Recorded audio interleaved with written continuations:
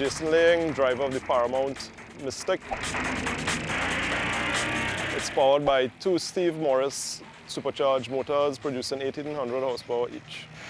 My expectations for this year is 1, to make it to Tobago, 2, to make it there first, hopefully. We're actually starting 2 minutes behind everybody else because we didn't make all the regattas for the year. Right now, the boat to beat in our class would be Monster and Solo.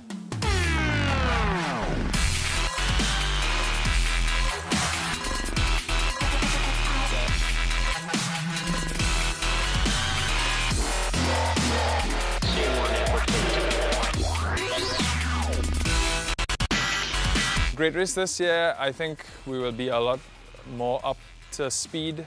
This year, I feel like we've built a better line of communication between each other, and the confidence level is up on both parts, and I really feel like we have a solid chance of defending our title this year.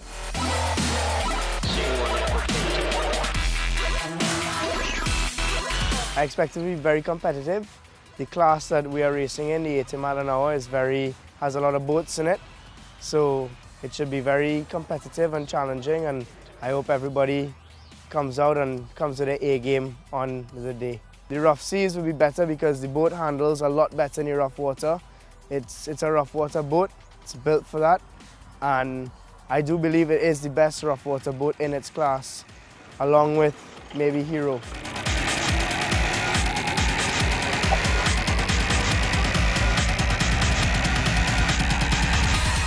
Last year was really rough. This year is looking like it's going to be rough again, because up in the North Coast right now is rough, so I don't know. But on the day, it could change, it could be anything. Well, as a driver, we only have 2 in the boat, I'm also navigating. So you have to watch every wave, because every wave is different, it's not like a road. And you have to anticipate what's happening. Sometimes you come out and you lean to one side, you've got to compensate for that. All the time the boat is hopping from side to side. You get, let's call chime walk, and you've got to compensate for that. This boat's very good at that. It doesn't really have much chime walk, but you still have to be driving the boat. And you've got waves coming from all sides. You've got to be very aware.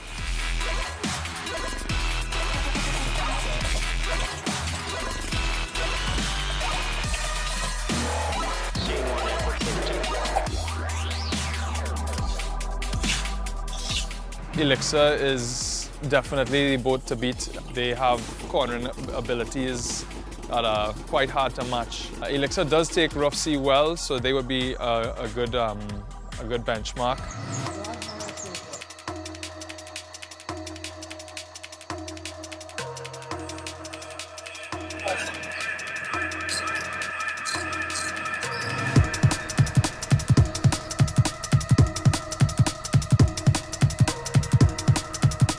What happened, the rest of the boats we're running against, they are longer boat and more advantage in the north.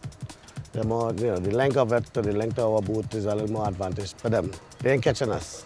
Sure about that one in the calms. But off in the north coast here, they have a chance to catch us. We don't want it extremely smooth. There are some very quick boats in our class, and even the small boat Sheriff Lobo would get a very good advantage if the water is dead flat calm. Very, very rough means that everybody takes too much of a bang in. So we don't want that. We want a type of water that will be suit our boat, which is a nice rolling swell that we could launch off and just settle the boat down.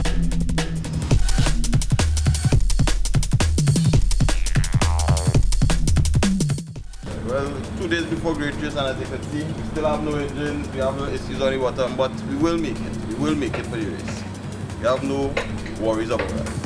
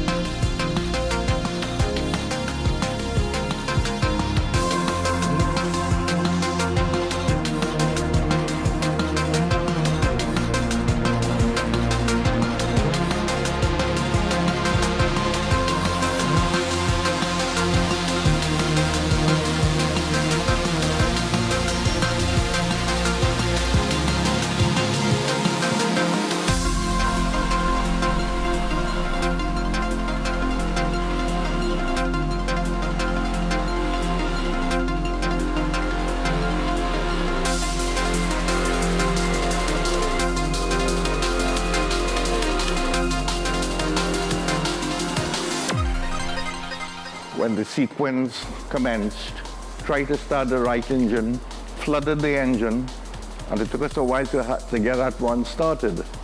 Race started, everyone left, we were behind. It was a fairly fair start, except we saw Stampede flying out from behind. And it looked like they took a runner at the start. And we saw them pass us on our right-hand side. We throttled up and we passed Monster. Thought, well, something a little bit wrong with them. They couldn't get going. And we entered the circuit after a little bit of, I wouldn't say arguing, but we was kind of a little bit heated at that time, because I was telling James, we have to go that way, we have to go that way. And James was saying, no, you wasn't listening at the meeting, you're going so. So we went down the road, one engine, trying to get the other engine started, and the boat is whining going down the road until we realized what was happening. Then I told Darren, up tab, up tab. Then we got the other engine started, and off we went. So we took a 2-minute penalty when we shouldn't have. Huh? We were kind of looking for the markers, because the heat of the moment, we didn't really take a good example of where they were, a good look of where they were and stuff like that. So we were like fish out of water looking around for it. And then so happened that we were in front, so we had to make do with what we had, and left, right, and we got it right. We never broke out once, but we held our 120 throughout. Backed off a little bit, but most corners we were going in, take corners around high 90s, 100. And that's why we were able to stay in front. By that time, we were in third, behind Global and Stampede. And the boats in front of us changed course. And we're going to the marker that I was pointing at earlier on to Guy. So they got to that marker just before us. We went around that mark, and then we headed north towards into the circuit. When we got onto that circuit, we passed Global, and then we were running in Stampede's wake. After the first corner is when we first discovered one of the problems that plagued us for the entire race, which we lost oil pressure to the engines on the corner. Each corner, we realized that we had a serious issue with oil pressure. I could tell you at that point, we were really cussing. I just saw the oil pressure drop from 60 pounds to 20 pounds, and I'm, what are we gonna do here now? So it was disappointing. We were really disappointed at that time, because we knew we had a boat capable of at least challenging the front runners. We got relegated to having to baby the engines and let our competitors go, like Stampede. And then later on we let Solo pass us. All the time, I'm not even seeing, I can't even see the sea, because I am glued to the gauges. In the Gulf, we're pretty much flat out at about 130. Despite doing 130, we still got a lot of trouble to catch Stampede, even though they're supposed to be in the 120 class. It took a while for us to catch them. Well, we caught them right there by about 5 islands, and then once we passed them, we were in front for the rest of the race. Well, normally it's dead calm, and that's very beneficial to the smaller but faster boats like Solo and Fire One, where they just get up and go one time, because they have a lot of power and they're a lot smaller than us, so they just go.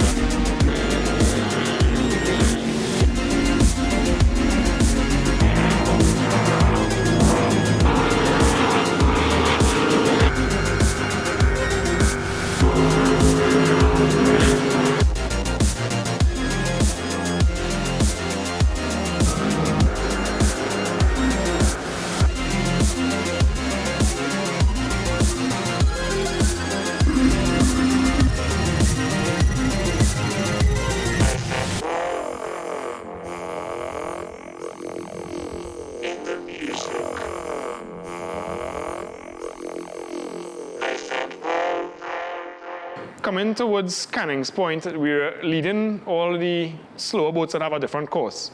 And heading towards Canning's Point, the harbour master and a couple boats were parked in the middle of our course. So I looked at Brent and I was like, where to go? Because I didn't know if to try pass between them and Canning's Point or if to try pass on the other side of them. And it's a bit dangerous because any boats behind harbour master couldn't see us coming.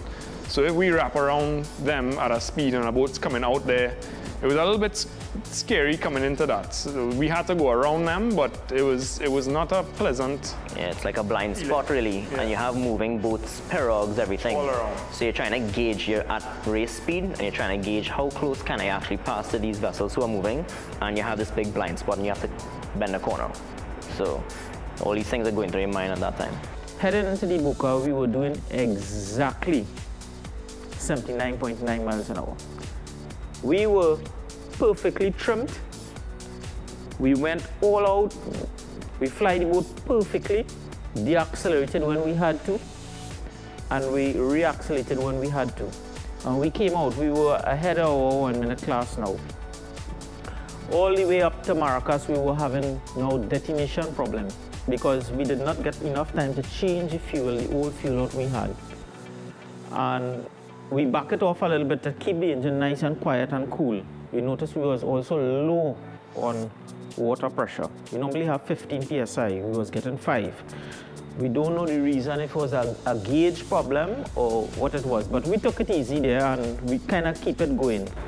Well, coming out of the first Boca this year, compared to last year, it was a dream. The water was calm. We had 1 or 2 small swells, which suited our boat. And I think because it was calm, a lot of the spectators stayed out on the north rather than stay within the Boca. So for me, that was it was a blessing because there was not too much traffic there.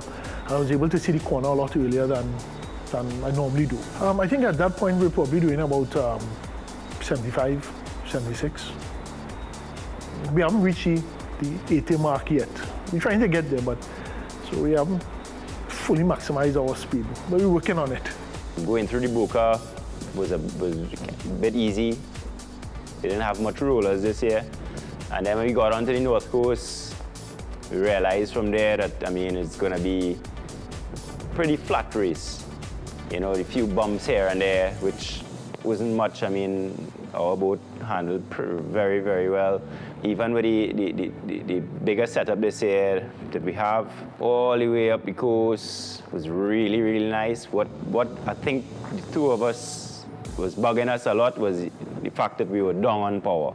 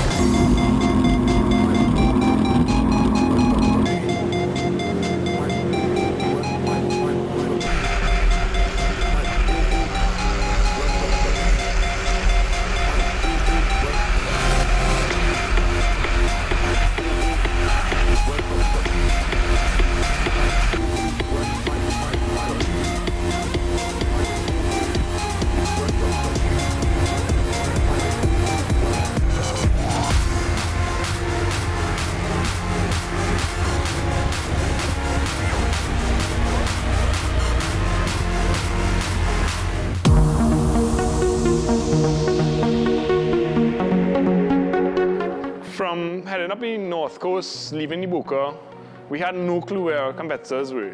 Heatwave, who started with us with no penalties, we thought they were going to be right next to us for the whole start, but we never saw them. So we didn't know where they were, if they were having trouble, or if they were right behind us. And it turned out that they were actually right on our heels the whole time. As the water conditions were favorable at the time, we were holding, I would say, on average about 75 miles an hour. Yeah, we didn't know where everybody was, so we were out in front. We didn't know how hard to push. So we didn't know if to go faster, if we could save the equipment, go a little slower. So it was kind of not really too good of a position to be out in front for so long at the start. Well, not having any intercoms throughout the season, we have always not had it. So we had to, always communicate in other ways, and we always understood each other. Usually guys, you hear stories about guys who actually have their intercoms in, and you hear about guys punching each other and cussing each other and those sort of things right throughout. And not every time somebody will agree on someone always thinks, no, I want it done this way or that way. So it's kind of good, I guess, that we have this understanding and with no intercom, because we just kind of like look at each other and we give hand directions.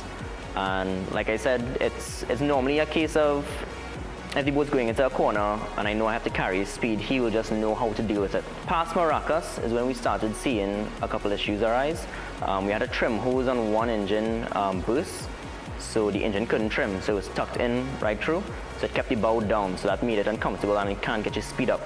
Another issue we had was the same engine jack plate. It had some fatigue and it ended up moving up, so the engine height was wrong, so that made us have low water pressure, so we had to hold the boat back and just try to finish. The water between the Boca and Maracas was considerably better than it was last year. It was almost comfortable. We could see Elixir in front, so we were trying to gauge our speed on Elixir. We didn't want to get too far alongside for them to see us and decide they wanted to try and have a head-to-head. We wanted to just stay right in the blind spot and just creep with them and find a way to get past. The setup we had would not allow us to run at 80 miles an hour, but could make us run around 75. And on average, we were running around 65 to 70. And when it was a little bit flatter on that north coast, we did try and push it up to 70. We saw Elixir in front of us, and we just kept on following them in their wake. But they kept slowing, so we kept increasing our lead. And then I glanced to the side and saw this boat way out in the distance. And I said, there's a boat out there. And he turned and looked, and he said, that looks like Energizer. And so now we're trying to push because we don't want Energizer to get past us. We hadn't seen them for the whole race. And unfortunately, it was Energizer. And they just kept creeping a little bit more and a little bit more. At one time, we were doing about 110 miles. It's the first time we ever did that type of mileage on the North Coast. And in all my years of the Great Race, it's the first time we ever had water that good. It was calm as a pond. Yeah, it was a gift of a weather, but we couldn't get the bow untied. We passed Fire One just after North Coast, just around Sodo Island. And we passed him like he was standing still, But then when he passed us later, we were standing still. As soon as we passed Marplot, Darren said, we're losing an engine. And when we looked, we saw the stack just dying. When we opened the hatch and looked, we realized that the timing belt had stripped on us. That's what they call racing gremlins. They get in there and they start gnawing at things. You can't even see them, Well, Mr. Solar is there all the time. We are now stripping the engine to check and make sure all the internals are good. We have already ordered belts and so within the next month, we should be ready to roll again. We're spraying a lot of gremlin deterrent in there. We had two problems on the North Coast. One, we had a fuel problem. And when we checked the fuel filters, we had water in the filters. But it had gotten so bad that the water on the water reached filters on the engine also, so the engine was also cutting off. So when we initially drained the filters of the water, we tried to start back. We went for a little way, then we shut down again. And then we changed the filters, and that cured the problem. But while we would continue going, continue racing, we noticed that one of the engines was kind of shaking wildly at the back of the boat. So when we inspected, most of the equipment was there, but we couldn't understand why it was shaking. So we didn't take the chance that it may have gotten worse. So we returned to Trinidad. This year our speed was really down because, we have a lot of old equipment. It just didn't want to do it this year. The equipment was, it has had it. So it's not going to be doing it again next year. So what we try to do, because as you know, for almost 35 years we've completed the Great Race. Last year we didn't. So this year we decided, even with the old equipment, we would complete the race. So my brother Richard, who's the throttleman and the mechanic and everything, he decided to keep the boat or the engines to a minimum. So we just ran them at about 4,800 RPM all the way through. And even while doing that, we still ended up mashing up one. So even that didn't help us much.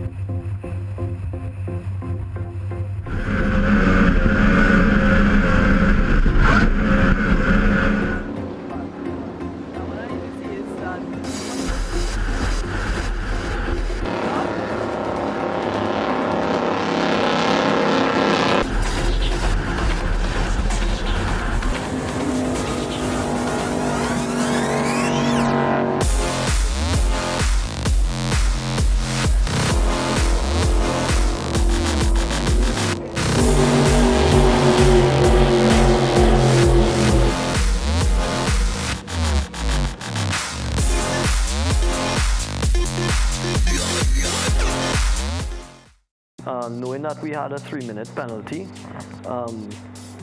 having to start behind everyone, we basically decided between ourselves that we would take our time going up the North Coast, because in the grand scheme of things, 3 minutes is not really a whole lot over the length of a great race. So stuff happens to other boats along the way. So we're just going to try and keep our equipment together, go up the north and try to finish the race. I think we were more or less closer to 60 than 70 going up the road. Going into Maracas, we were actually just a little bit ahead of Right Formula. And because we were so far out, when we took that corner going in, they cut us on the inside. That's where they got the lead on us going into Maracas there. So we were actually ahead of them for most of the way, because I think Right Formula had some problems coming up the road. So. Well, we didn't plot our GPS coordinates in. We knew basically where we was heading. And we kind of lost sight of the marker on the coast. So it was like, all right, we just keep an eye out for markers, and eventually it was like, spot the marker, and we went in. A little misjudgment, but it happens. Water conditions going into Maracas were calm. We were hoping for a rough water, but we didn't get it. We got some lumps behind Shoro, but that was about it. On the note, we were a little down on RPM on the port engine. We had a problem with our sensor coil firing 2 cylinders weak. So for the whole race from the start, we were down on RPM. Going up the note, we were maintaining our best. We were trying to do between 60 and 61. Trying hard. Passing up around Lafayette, so we had a little issue with the throttle linkage breaking. And that kept us back for about 10-15 minutes. Well, it was a major issue, but given our team and the confidence in each other, we got our problem sorted out and we headed out to about 10-15 minutes after. We're normally on the spectator side of it, and first year that we'll actually be racing. So we were quite surprised how calm it was.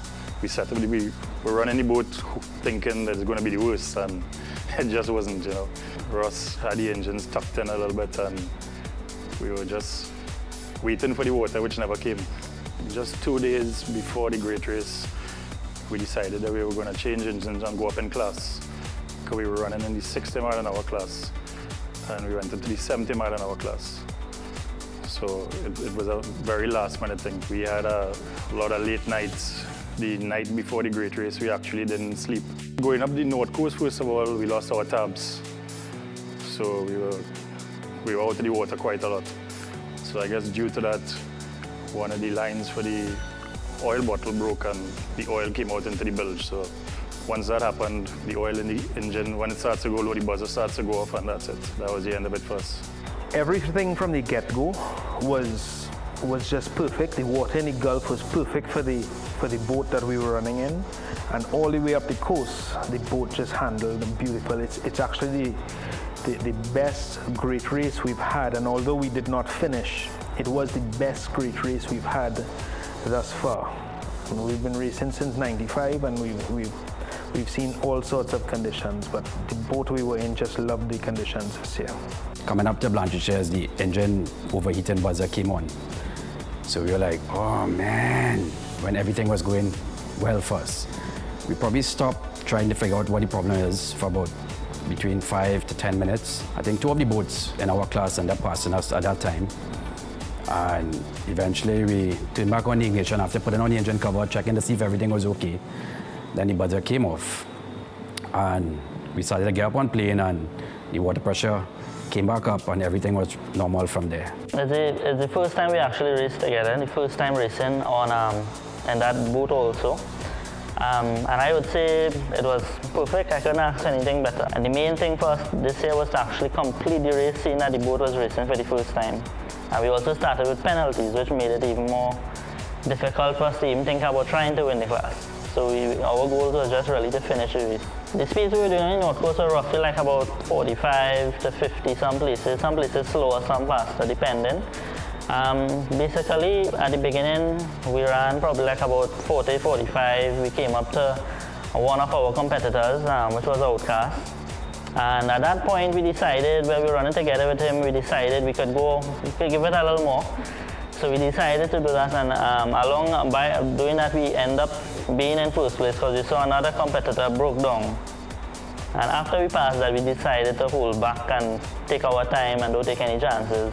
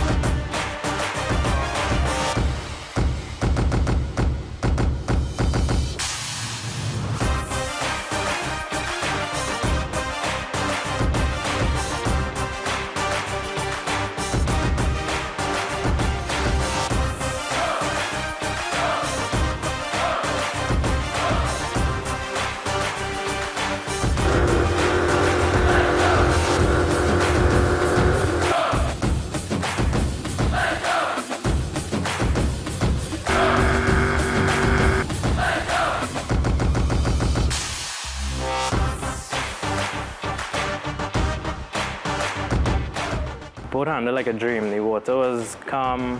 The fountain's very easy boat to run. You just because they're so high out the water, you try to keep the nose down. And once you keep your nose down, keep the boat level, it runs really well. We took our time, we went up the road around 70 miles an hour, and we just had a blast going up the road, and everything held together perfectly.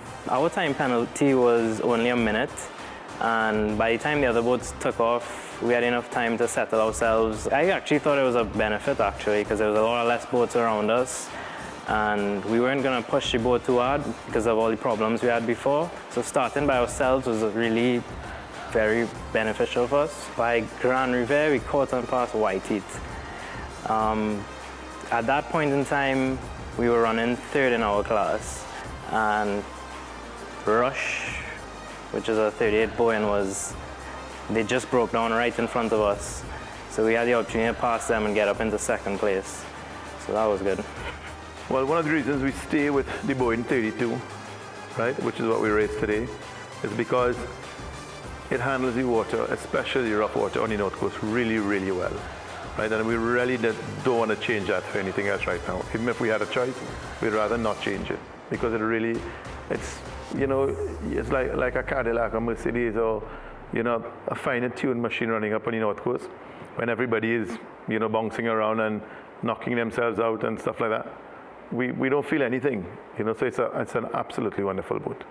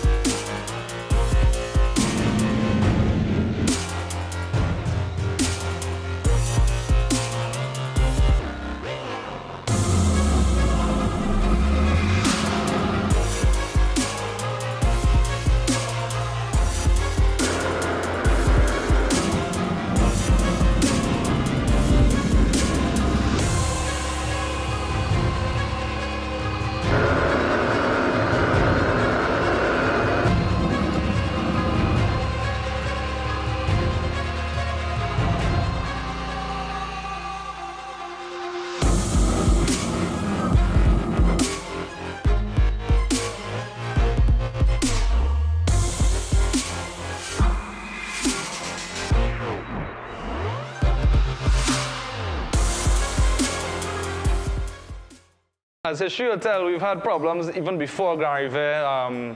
The first time we tried to race Great Race, we had a problem out front Macquarie. The second time, we lost the engine right coming into Grand Riviere and crossing the shallows. So for the second year now, coming through Grand Riviere and heading across the shallows on the full power, there's a great feeling and an anxious feeling of just praying everything holds together and we actually can reach to Tobago on the full power. Along the whole North Coast, we average anywhere from 80 to 105 miles an hour.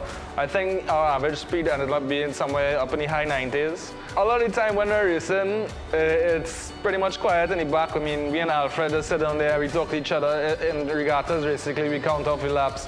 But in Great Race, we're there constantly communicating with the front, with Daddy and Joey, while they're navigating through the race course themselves. We're actually telling them, okay, well, Chupara is 2 miles ahead, Grand Riviere is 15 miles ahead. You have to come up a few degrees, come down a few degrees. Basically, we are also in contact with a lot of people on shore, letting us know what's going on. And we talk very easily amongst ourselves in the cockpit, though it does get a little tense sometimes, especially when we have a lot of boats alongside and we're jostling for position. But usually it's a very good dynamic. Coming into Store Bay, we expected to see at least Fire One on the horizon, and as we were coming back around the point to head across lowlands, we did see Fire One off in the distance, a little spray, but it was a great feeling to see that nobody was right there behind us and we could take our time and actually try and finish the race and keep the engines together. Lowlands, that whole area in front of Magdalena, coming into Scarborough is always, well, I would say one of the more choppier parts of the race course. You're getting a kind of BMC, and it really is rough right there on that reef, so you get banged around inside the boat a little bit. On the finishing circuit, I think we went around the first lap, well, the first few corners of the circuit almost at about 75, 80 miles an hour, and as we came around the last corner is when we pegged it and just said, right, if it breaks now, we'll still cross. Only that last leg was when we were actually going flat out. Crossing the line is an exhilarating feeling. Feeling it the second time, it wasn't that initial shock as knowing that we've prepared the boat and we've done everything we had to do, and we made sure everything was tip on top. And crossing the line just proved to me, in my feeling, that we did a good job and we actually made the race a successful race for a second year running. It's a great elation and a weight off your shoulders, basically, to know that you're there. That if you reach Tobago and you've reached Scarborough and you've finished the race. Winning the race is a great feeling. Having to prepare so hard and take such a beating for just over an hour, it's a great feeling to actually cross that finish line and know that you're the champions, that you won and you've actually beat everybody behind you and you've had no problems. That is the greatest feeling right there.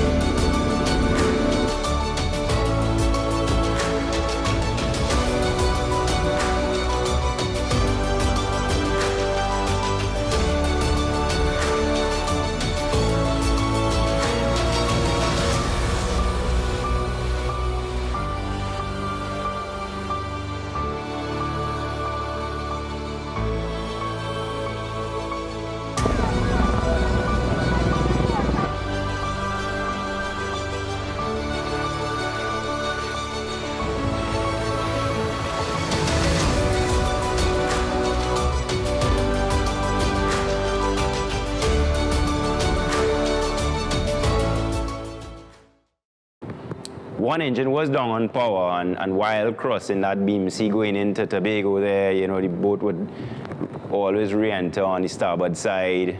I remember one time we going across and I was like, guy, fans on or what? He says, what happened? You're sweating? I said, boy, you're real driving here. Pony fans. You know, I was soaking wet. I think when I looked at you, it was about to pass. You know, I mean, a bit more driving just because, you know, one engine was down on power, not really water that much. Really, if the boat was up on power there, we would be across in much faster time. That was basically the race in there for us. By the time we got past Stampede, we opened enough of a gap on them that even though they got started again, they couldn't come back and catch us. Something I said before with the great race is you have to beat the race as well as a competitor. If you don't finish this race, and if your boat doesn't hold together, you're never going to win the race. So you can race your competitors all you want, but you still have to get to the end. We really wanted this year to have the boat working and being able to use all the power that we know we had there. And it was disappointing that we couldn't do that. And when we got to Tobago and opened the engine hatches, we thought, how we made this, we don't know. It was a blower belt that had shredded, and it was just a total mess in that starboard engine. I don't even know how that engine running with no boost and the other engine running with all the boost. I don't know how we didn't figure that out. It was nuts. I mean, the first breakdown we averaged was about 6 minutes. 6 minutes in a race at those speeds is a lifetime. We must have, all in all, probably lost 9-10 minutes in breakdowns. But, you know, we had to finish that race, no matter what. We weren't about to give up. From the first time we broke down, Lee said there's no mishaps on the computers. So no alarms. we know it had to be a fuse or something of the sort like that. And from the first time we got to the fuse, after we knew exactly what to go at every time. The finish circuit was choppy, but I wouldn't say it was terrible. We were just running conservatively there because at that point, we just needed to finish that race, you know, and we were nursing, again, that same fuse. The fuse, every time we run hard and we land too hard, it'll blow because it was close to the exhaust. So we were just running conservatively, but I can't say it was bad. Yeah, Scarborough, the waves were coming from everywhere. And it was pretty choppy and pretty rough. And we had some swells to deal with. And it was rough coming into Scarborough. That's why we slowed right down coming into Scarborough. We had an issue with the boat as well. We hit the first marker coming into Scarborough. We were going straight for the second marker. We saw this boat, and it was on the left-hand side, and it was coming across, slowly coming across. You want to know what was going on. We were approaching that boat, which turned out to be a Coast Guard boat, and we were seeing it direct in our front. But of course, we are going up and down, and so we don't see it all the time, because you get vision, then you don't get vision. Because we're in a canopy boat, so we can't look over and see what's going on. You know, you have to wait for the bow to come down to see.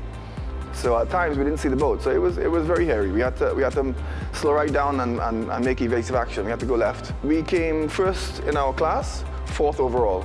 It was great, really good. I mean, beating Solo, beating Paramount, two of the big guns. I mean, they broke down, but you know, the object is to get there. You got to reach before you can win.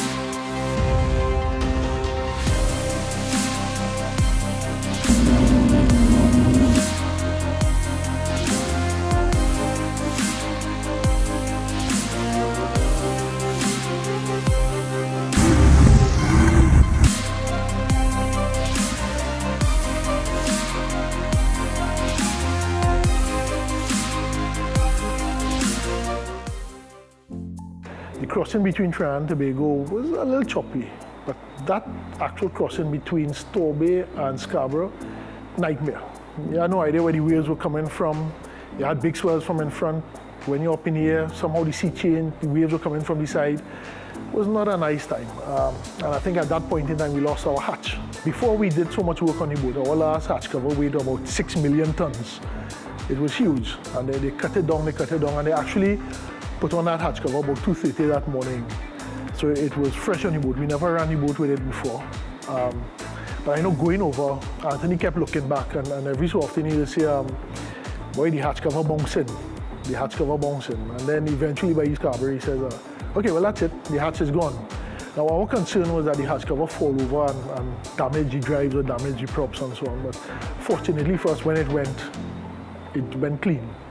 And we're also very happy that it didn't damage any other boat, so nobody got hurt by the hatch being in the water. We were lucky some fishermen picked it up and recovered it for us. We now moved up into this class. We won the 70 last year. We only had one race this year in the 80 mile. Like I said before, we haven't really hit our peak on the 80 mile. So we were going into the race thinking that, yeah, you know what, if the sea condition suits us, we could do it. But we figured they had boats like Alexia, Heatwave. Alexia is a lot faster than us in flat water. Heatwave could really run quite good with some chop. So we thought maybe, let's see how it goes this year. Once we got out on the north and we saw the kind of water it was, we just put the hammer down and kept going the whole way over. So it was exhilarating. It was really a thrill to come in, second race in the 80 mile in our class and to win. I think we did quite well. The worst part of that crossing is from Storby to Scarborough, and Scarborough itself is the worst of it all because it's a little confined space where all the swell converges and there's a lot of shallow spots, so it gets very sharp and very choppy. So it's very unpredictable. You're not sure how to really gauge a swell. So I think some of the hardest landings and the most uncomfortable landings we took were actually in just that little circuit inside of Scarborough. We were sort of celebrating almost inside of our helmets because we could see in the distance. We couldn't see Alexa behind us, so we knew that we had some measure of a lead on them. And we could see boats on the circuit, and you know you're about to finish. And then we came through the start gate and we were making the first turn to make the circuit. And I turned a little sharp and we came through a pretty big swell at that point, and the boat jumped completely sideways. And he was, not now, come on, like, because we're on the finishing lap, you know. And we landed nicely, and he talked me out of, trying to be a little too aggressive. We were on the last lap and just let's get it done. We thought in the shallows that was going to be the worst of it.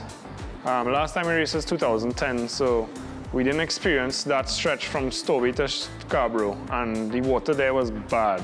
And with no trim, it was even worse. So the ride for us there was much worse than, I would say, any other boat coming in. So we just took our time. We knew we couldn't beat anybody else ahead of us. We just took our time coming in. We knew the boats behind us weren't our competitors. It was Bacchanal and another one. And we just took our time and just wanted to finish the race. Where we finished, even though it was third, it was not too far behind. We were actually only 2 minutes behind Heatwave, and he was another about 4 or 5 minutes behind Energizer. So finishing the race in about an hour and a half is still not a bad time for the class, and some of the conditions being a little rougher in the other half.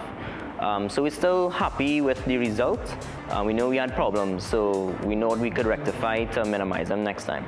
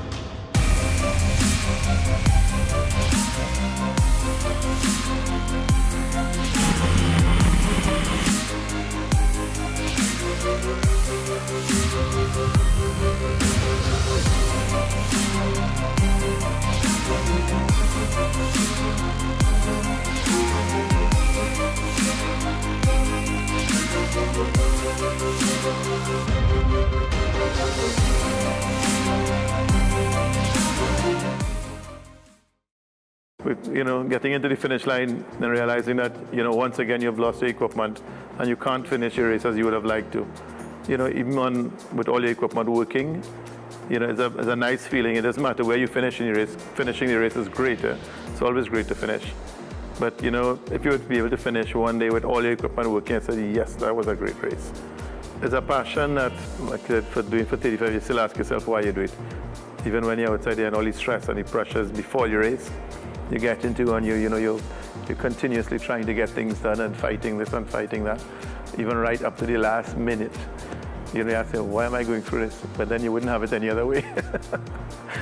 I mean, great races are fantastic feeling. The name of the boat is Right Formula. Right? That alone you need to know. It has the right formula to handle the water.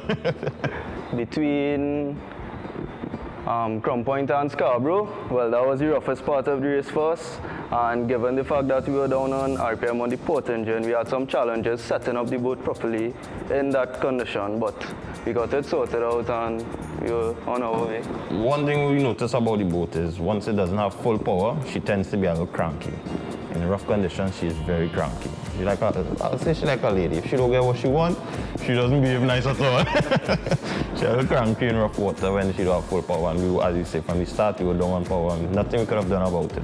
So we decided just to maintain what we can and do the best we can and just hope the water pick up. Coming into Scarborough, we sort of took it light because we had some serious issues of breaking a lot of parts coming right out of Crown Point into that Scarborough area because we were heading into head-on waves, and those waves were coming in big time. So we was really throttling the boat at the right speed, coming in just about 70 miles an hour, 65, right there, coming in, until we realized we out of that direct wave, and where we could turn into the lowlands area there, and that's where we started to pressure the boat back up a little bit into top speed. Next year gonna be a big, grueling challenge for the Hero team, I have to say, in all of us as one, because we are looking to produce a much larger boat to compete into the higher. Yeah, while the driver was dodging the waves and the swells, and every so often I would turn around to look for the competitors to see where they're chasing us. And as we entered the shallows, we had Outcast right behind us. And as we put some distance between Outcast and us, to the far left, we saw Pum Pum Conqueror was coming up on us. So we had competitors around us all the time. They keep us going, pushing to reach. We were about 3rd place in our class. We were the last boat to finish, I believe, but we were 3rd place in our class. The other boats didn't make it to Tobago. So that's quite good for us because we were one of the underdogs going in as we were now racing together. We struggled the whole season trying to piece together the boat. So it was quite good for us to make it as opposed to the rest.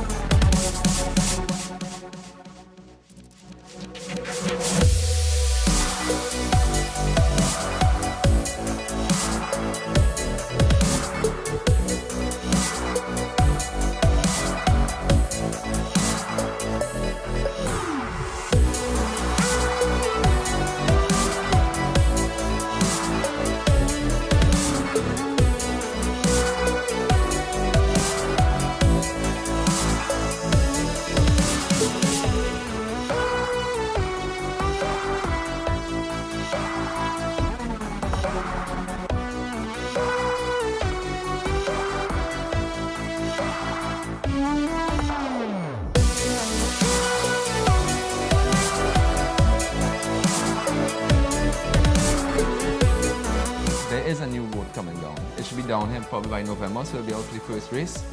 It is a boat known as the Cat Killer worldwide. It's one of its kind. It's a 47-foot fountain running two 1550s. So right now we were building the motors right now by Sterling. It's pretty much the same power Monster has, same motors, and we're going to do all the gearing and popping up there. So we hope to get that boat to rocket to 130. So if they thought it was hard this year to be that deep, it's going to be even harder.